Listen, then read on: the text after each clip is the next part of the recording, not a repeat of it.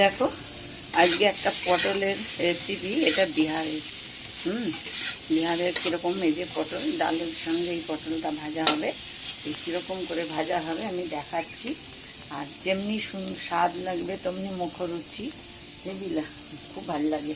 আর এই যে এখন পড়বে এর মধ্যে এই যে পেঁয়াজ, কতগুলো পেঁয়াজ পড়বে,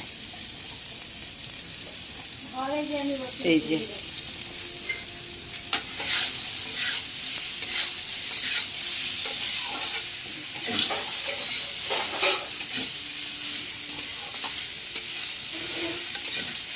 এবারে ঢেকে ঢেকে বানাবো। আর খুব সুন্দর লাগে। আমরা তো বাঙালিরা নুন হলুদ মেখে ভেজে নিই, কিন্তু না, এখানে খুব সুন্দর একটা মানে ডালের সঙ্গে ভাজার মধ্যেও এরা মশলা দিয়ে খুব সুন্দর এটা ভাজা হয়। আমাদের তো বিহার বাঙালদের সঙ্গে সম্পর্ক জোড়া আছে, তো আমরা বাঙালির রান্নাও জানি, বিহারের রান্নাও জানি। এই যে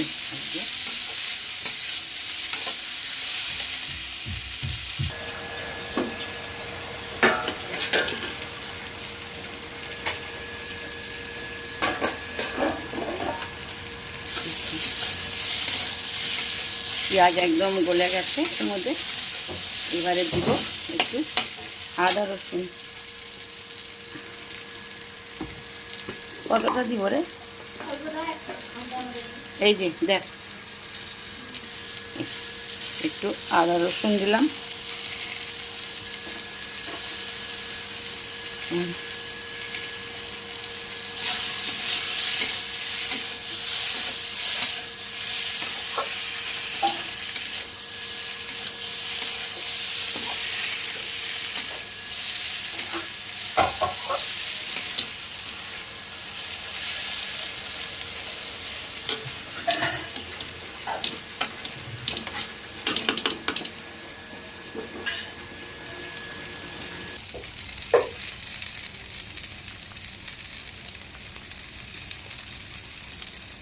এবারে দিব একটু লঙ্কা পাউডার, একটু জিরা পাউডার দিলেও হয়, কিন্তু ওটা নাই, দিয়ে বাটবে।